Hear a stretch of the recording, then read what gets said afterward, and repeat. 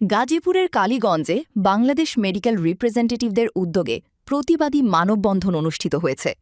দালাল নয়, medical representative এদেশের সর্বোচ্চ শিক্ষিত ও প্রশিক্ষিত জনগোষ্ঠী।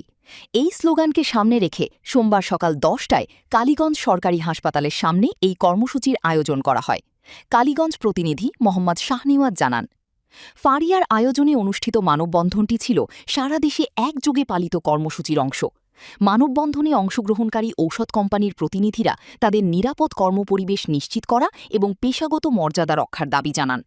কর্মসূচিতে বক্তব্য রাখেন ফারিয়ার সভাপতি মোহাম্মদ আমির হোসেন, সিনিয়র সহসভাপতি মুজাহিদুল ইসলাম, সহসভাপতি শামসুল হক এবং সাংগঠনিক সম্পাদক মোহাম্মদ শাহজাহান কবির সহ অন্যান্য নেতৃবৃন্দ।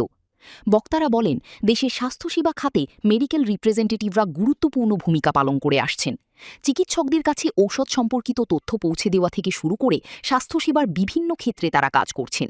তাই তাদের বিরুদ্ধে হয়রানি বন্ধ এবং সম্মানজনক ও নিরাপদ কর্মপরিবেশ নিশ্চিত করতে সংশ্লিষ্ট কর্তৃপক্ষের প্রতি আহ্বান জানান বক্তারা। মানববন্ধনে অংশগ্রহণকারীরা দাবি করেন, মেডিকেল রিপ্রেজেন্টেটিভদের পেশাগত পরিচয় ও অবদানকে যথাযথভাবে মূল্যায়ন করা প্রয়োজন। আগে ঢাকা মেডিকেল কলেজে আমাদের সহযোদ্ধা আমাদের কিছু রিপ্রেজেন্টেটিভ ভাইদের অপ্রত্যাশিতভাবে দালাল আখ্যায়িত করে তাদেরকে গ্রেপ্তার করা হয়েছিল। গাজীপুর জেলা অধীনস্থ কালীগঞ্জ থানা ফারিয়া কর্তৃক আয়োজিত আজকের এই মানববন্ধন প্রতিবাদ সভায় এখানে উপস্থিত আমাদের ফারিয়ার সভাপতি, সেক্রেটারি, সহসভাপতি এবং প্রচার সম্পাদক, আমার কলিগবৃন্দ, সবাইকে জানাই আমার আন্তরিক সালাম।